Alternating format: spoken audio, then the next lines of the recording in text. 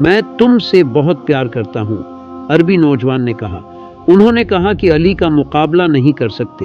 کیا تم علی عرب سپاہی کو جانتے ہو؟ جی ہاں، ہور میں ہر روز اس کے ساتھ ہوں۔ اور وہ انہوں نے کہا کہ آئیے دیکھتے ہیں کہ علی کس طرح کا رویہ رکھتے ہیں کہ میں اس کا سر اس کے جسم سے الگ نہیں کر سکتا۔ عربی نوجوان نے کہا کہ اس کا قد میرا جتنا ہے، سارا معاملہ بھی میرے اندازے کے مطابق ہے۔ اس نے کہا اگر آپ کو یہ پسند ہے تو کوئی حرج نہیں۔ عرب سپاہی نے کہا پہلے تم مجھے شکست دو، پھر میں تمہیں علی کا پتہ بتا دوں گا۔ میں تم سے کہوں گا ٹھیک ہے، تم پہلے میرے لیے ایک کام کرو، لڑو، جیتو تو علی سے لڑو۔ لیجئے، کیونکہ اس وقت صرف علی کا خطاب ہے، میرے علاوہ کوئی نہیں جانتا، اور بس صرف میں جانتا ہوں کہ علی اس وقت کہاں ہے۔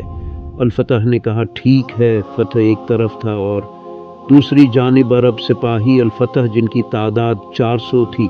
فتح نے کہا کہ اس نے بڑے پہلوانوں کو شکست دی ہے۔ نوجوان، تم کس ہتھیار سے لڑنا چاہتے ہو؟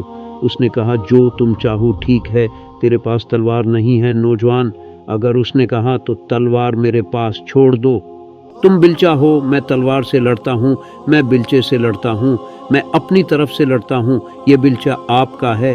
فتح تلوار سے لڑے گا۔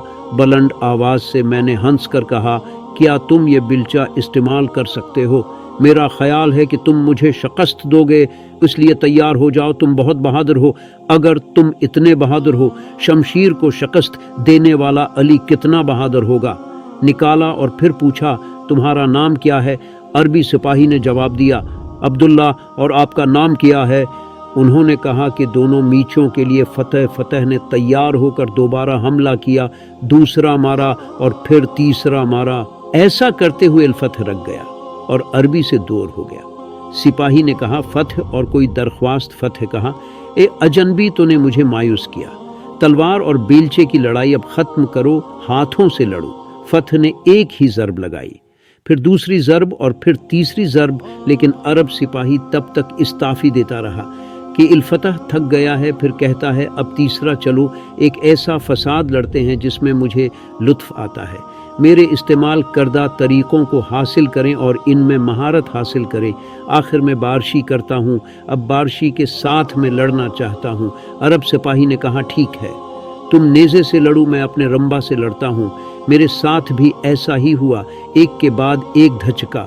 عرب سپاہی یہی کرتا رہا، اب الفتح اسے روک رہا ہے۔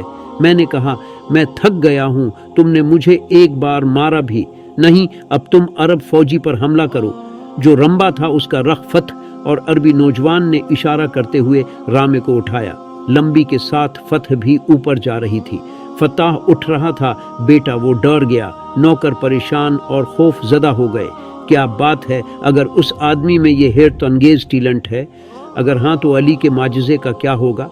پھر عرب سپاہی نے فتح کو اینک دی، فوراً کندھے اور بازو اور آسمان سے پکڑ لیا کی طرف اور زمین پر پھینک دیا اور اس کا خنجر اپنے ہاتھ میں لے لیا۔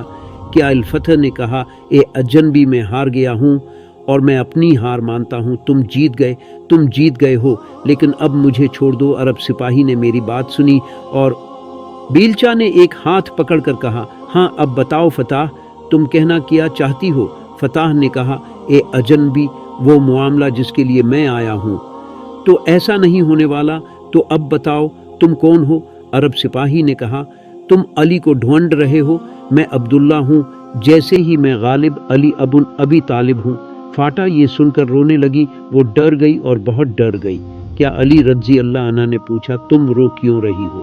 فتح اس نے کہا میں بڑی توقعات کے ساتھ، میں بڑی امید لکی آیا تھا، بہت بڑا انعام ملے گا، اور جس عورت سے مجھے محبہ تھا وہ ملی کہ مولا علی نے فرمایا تو آیا کس در پہ؟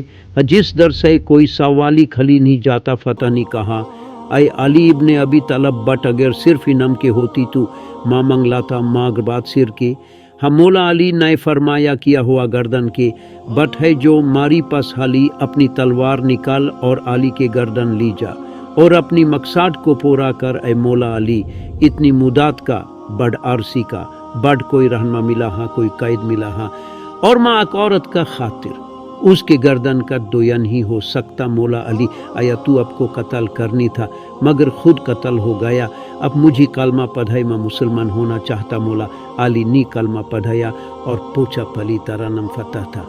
اب کیا رکھو فاتح نے کہا جو منظور ناظر ہو وہ نم رکھی، مری مولا مسکرے اور فرمایا پلی تو فتح تھا، آج سے تیرا نام کمبر، ہاں آج سے تیرا نام میں کمبر رکھتا ہوں اور تاریخ گواہ ہے کتب سے لے کر سیفین قمبر نے آخر تک امام علی کا دامن کو نہیں چھوڑا۔